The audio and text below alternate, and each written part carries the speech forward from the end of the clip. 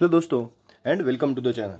दोस्तों आज से हम मैग्नेटिक मटेरियल्स ये एक नया चैप्टर शुरू करने वाले हैं जिससे हम एचएससी 12th के एग्जामिनेशन के लिए बहुत अच्छे से प्रिपेयर कर सकते हैं।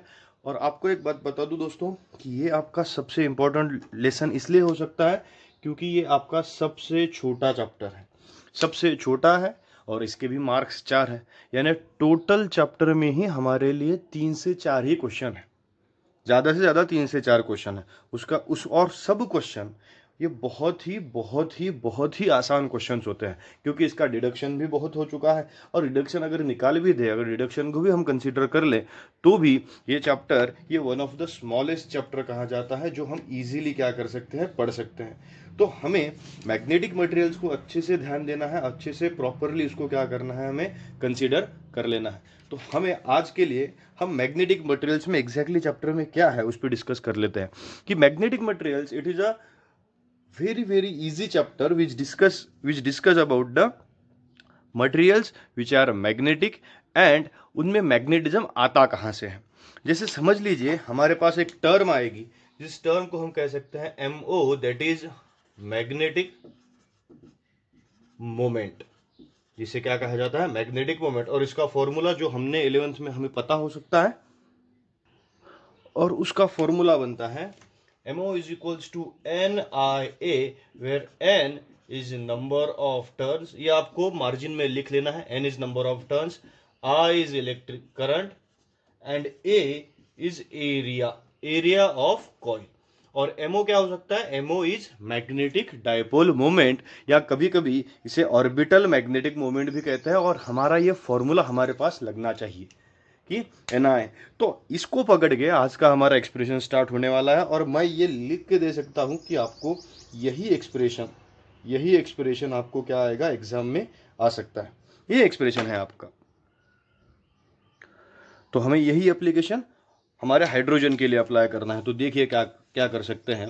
सबसे पहले तो हमारे क्वेश्चन के बारे में डिस्कस करते हैं। Obtain an expression for orbital magnetic moment about nucleus of atom. कभी कभी ऐसा भी क्वेश्चन आ सकता है, obtain an expression for orbital magnetic moment of electron rotating in an hydrogen atom. तो भी हमें डरना नहीं है। कभी कभी ऐसा भी एक्सप्रेशन आ सकता है, ऑब्टेन और prove that orbital magnetic moment is given bye, समझ लीजिए हमें लिखने का है M is equals to EVR/2।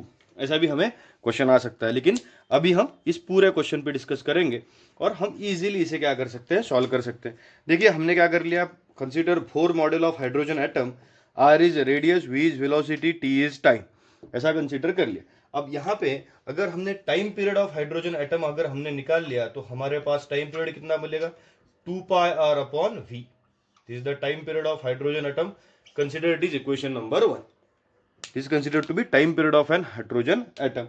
फिर हम इसे कैलकुलेट करने के लिए अगर हमें करंट की वैल्यू निकालनी है, अगर हमें कौन सी वैल्यू निकालनी है, करंट, तो हम लिख सकते हैं for current we can write I is equals to Q upon T। सही है, I is equals to Q upon T। But यहाँ पे चार्ज कौन सा है बेटा, इलेक्ट्रॉन है। तो हम क्या लिखेंगे, I is equals to E upon T। But from 1 time की वैल्यू कितनी है, 2πr/v। तो हमारे पास I की वैल्यू आ गई, I इज इक्वल्स टू कितना बन गया, EV/2πr। तो ये आ गया आपका इक्वेशन नंबर 2। देखिए कितने इजीली हमने खत्म कर दिया इक्वेशन कि I की वैल्यू हमने निकाल ली in terms of V and 2πr। तो अब हमें मैग्नेटिक डायपोल मोमेंट देना है। नाउ ऑर्बिटल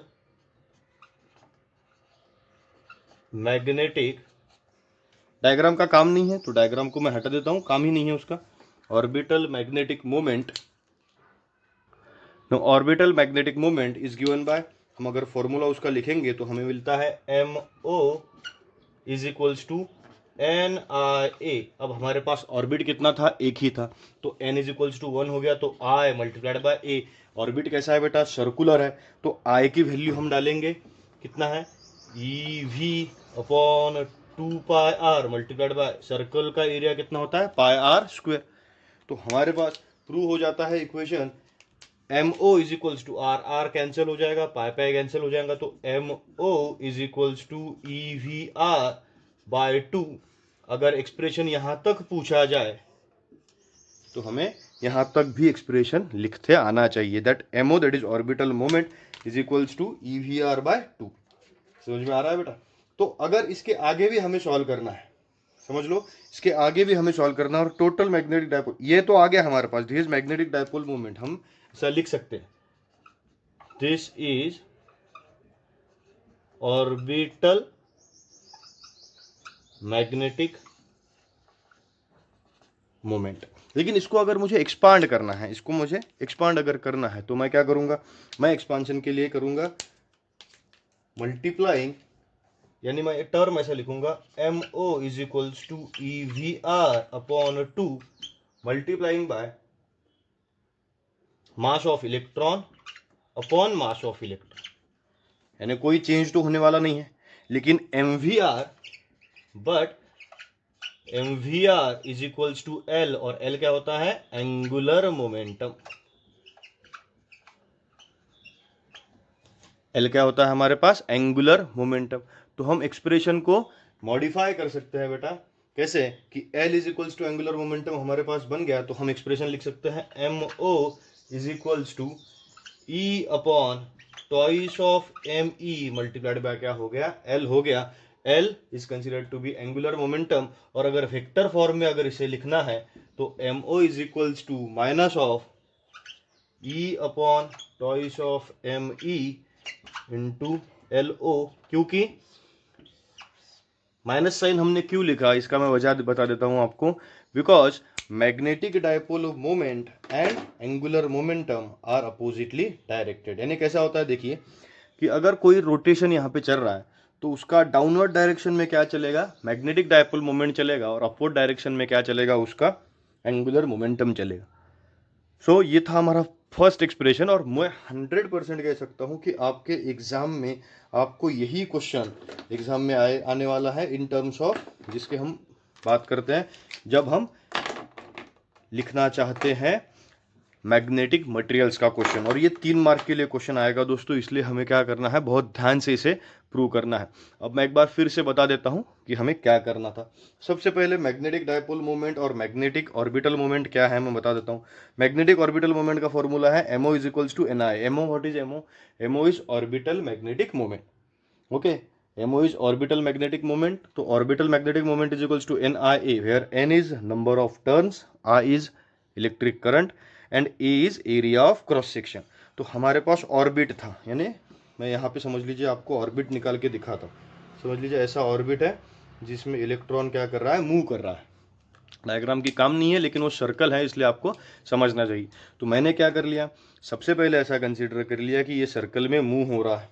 ओके, तो अगर ये सर्कल में मूव हो रहा है तो इसका टाइम पीरियड पहले निकाल लिया, टी इज इक्वल्स टू क्या बन गया मेरा, 2 पाई आर अपॉन वी।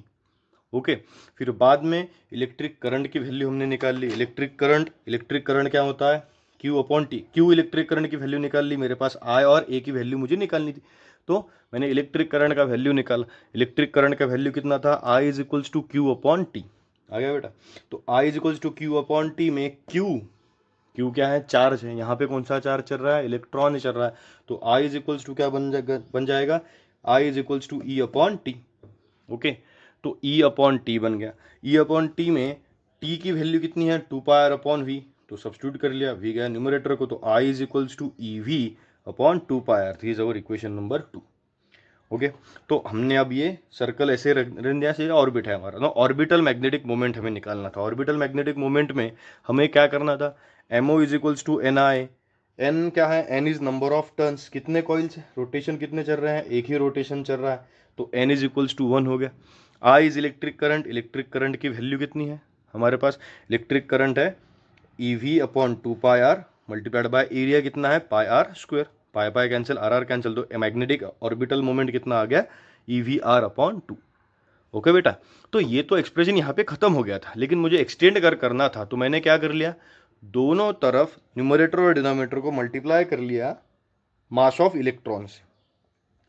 क्यों? तो मुझे इन टर्म्स ऑफ एंगुलर मोमेंटम बोलना था, तो इन टर्म्स ऑफ एंगुलर मोमेंटम में मल्टीप्लाई कर लिया मैंने न्यूमरेटर को मास ऑफ इलेक्ट्रॉन, डिनोमिनेटर को mass of electron, but M V R is equals to क्या होता है? L, that is angular momentum. तो ये एक चीज आ गई जिसमें मैं एंगुलर मोमेंटम को क्या कर सकता था? इंट्रोड्यूस कर सकता था, इसलिए मैंने एंगुलर मोमेंटम इंट्रोड्यूस कर लिया। And M is equals to क्या मिला मुझे? Minus of E upon twice M into L is zero. L zero क्या क्यों लिखा? L zero is angular momentum. Minus sign क्यों? तो ये दोनों कैसी होती है? अपोजिटली डायरेक्टेड होती हैं दोस्तों। ओके बेटा, तो हमें एग्जाम में सर्कल निकालने की जरूरत नहीं है, बस ये क्वेश्चन आपको करके जाना है और 100% आपको 3 मार्क्स इसके मिल जाएंगे, कोई मार्क आपका नहीं जाएगा। ओके बेटा, तो चलिए पढ़ते रहिए, मैं आपको मैग्नेटिक मटेरियल्स पढ़ाता रहूँगा। चैनल को लाइक कीजिए, शेयर कीजिए, सब्सक्राइब कीजिए और पढ़ते रहिए बेटा। Thank you.